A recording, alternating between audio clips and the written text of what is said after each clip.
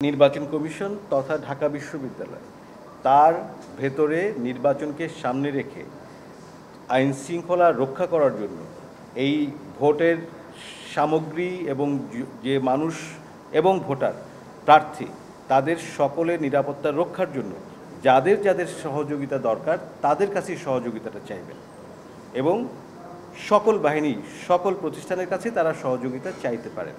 সেটা ভোটের দিন হতে পারে, ভোটের আগের দিন, সব কয়দিন, ভোট কেন্দ্র গণনা সব সময়, যে কোনো সময় হতে পারে। এইটা বিশ্ববিদ্যালয় প্রশাসন তাদের যে আনুষ্ঠানিক যোগাযোগ পদ্ধতি সেই পদ্ধতি তারা রক্ষা করছেন, তারা করবে। না না না না, এখানে আলোচনার ইস্যু না। ইস্যুটা হচ্ছে ছাত্রছাত্রীরা সার্বক্ষণিক তাদের নিরাপত্তার ইস্যুটা নিয়ে আমাদেরকে বলেছে। আমরা যখন তাদের সাথে অংশীদারদের সাথে আলাপ করেছিলাম, তাদের দুটা কনসার্ন ছিল সবচেয়ে প্রাইম। একটা ছিল ভোট কেন্দ্রগুলো যাতে হল থেকে বের করে নিয়ে এসে একাডেমিক এরিয়াতে করেন, আরেকটা ছিল নিশ্চিদ্র নিরাপত্তা ব্যবস্থা করেন যাতে আবাসিক অনাবাসিক সকল ছাত্রছাত্রী এসে ভোট দিয়ে যাতে নিরাপদে তাদের গন্তব্যে চলে যেতে পারে। এই সকল দাবির প্রেক্ষিতে আমরা তখন বলেছিলাম যে আমাদের পরিকল্পনাটা এরকম, যদি প্রয়োজন হয় আমরা 3 স্তরের নিরাপত্তা, ইভেন ভোট গণনার সময়ও যদি প্রয়োজন হয়, প্রয়োজনে আমরা কর্ডন করে রাখতে পারি। এটা হচ্ছে নিরাপত্তার সাথে আমাদের বলা। অফিসিয়াল ইস্যুগুলো নির্বাচন কমিশন বিশ্ববিদ্যালয়কে লিখবে, আমাদের এই নিরাপত্তার ইস্যুতে আমাদের এই সাহায্য লাগবে, তখন সেটা হবে। ঠিক আছে? না না, আমরা আইএসপির সাথে এখন সেনাবাহিনীর সাথে যোগাযোগ করার আমাদের দরকার নাই তো। এখন তারা তো অলরেডি স্ট্রাইকিং ফোর্স হিসাবে কাজ করতেছে বিভিন্ন বাহিনীর সাথে। না না, আমরা এখনো তো আলাপ করার সময় আসে নাই। আমরা পরিকল্পনার কথা আমরা বলেছি, যখন আমরা তাদের প্রয়োজন মনে করব সেটা বিশ্ববিদ্যালয়কে আমরা রিকোয়ারমেন্ট দিব, তখন বিশ্ববিদ্যালয় সেটা ব্যবস্থা করবো। আমার নির্বাচন কমিশনের তার পরিকল্পনা বলছে, হ্যাঁ, সেটা অনুমতি অনুমতির কোনো ইস্যু না। ইস্যুটা হচ্ছে আমরা বলছি এরকম চাই, তখন সময় আসবে সামনে, আমরা তখন বলবো আমাদের এই লাগবে। ওয়ালটন এখন দেশের সীমানা পেরিয়ে পৌঁছে গিয়েছে 50টিরও বেশি দেশে। ওয়ালটন, ঘরে ঘরে বিশ্বজুড়ে পাচ্ছি, আমরা সেই অনুযায়ী ব্যবস্থা গ্রহণ করছি।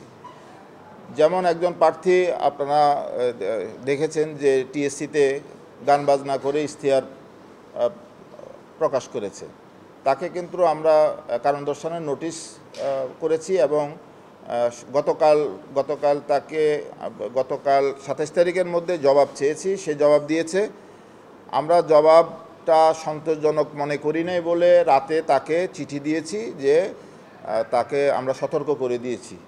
আমরা বলেছি এরপরে যদি সে আচরণবিধি লঙ্ঘন করে তাহলে তার বিরুদ্ধে শাস্তিমূলক ব্যবস্থা করবে। আর এখানে আমাদের চিফ রিটার্নিং অফিসার যেটা বললেন যে চারুকলায় একটা ঘটনা ঘটেছে, আমরা 2 জন অ্যাসিস্ট্যান্ট প্রক্টরকে কমিটি করে আমরা কমিটি করে দিয়েছি, তারা আজকের মধ্যে আমাদেরকে জানাবে। আজকে সকালবেলা আমরা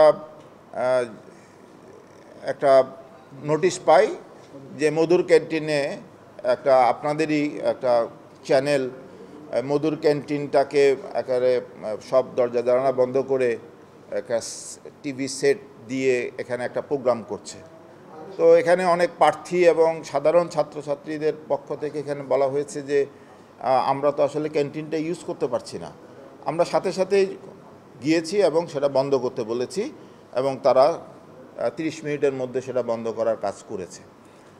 সুতরাং আমরা গত 26 তারিখে প্রচারণা শুরুর প্রাক্কালেই আমরা রাত থেকেই আমরা খবর পেয়েছি যে বিভিন্ন সংগঠন তারা ব্যানার ফেস্টুন দিয়ে পুরা ক্যাম্পাস ছেয়ে ফেলেছে।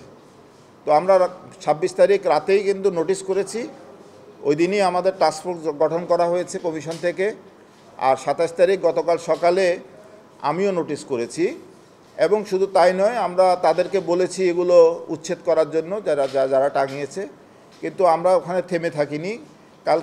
গতকাল আমি নিজেই পুরো ক্যাম্পাস এবং টিএসসিতে আমি ছিলাম। আমাদের স্টেট অফিসের মাধ্যমে, সিকিউরিটি অফিসারের মাধ্যমে পুরো ক্যাম্পাস থেকে আমরা এগুলো উচ্ছেদ করেছি। আপনারা আজকে নিশ্চয়ই দেখে থাকবেন যে কোথাও এই রঙিন ব্যানার থেকে শুরু করে কোনো ধরনের ফেস্টুন কিছুই নাই। সুতরাং আমরা বলবো আমাদের প্রার্থীরা তাদের কাজগুলো তারা করছে, আর আমরা যখনই যে অভিযোগটা পাচ্ছি সেই অভিযোগের ভিত্তিতে আমরা ব্যবস্থা গ্রহণ করছি।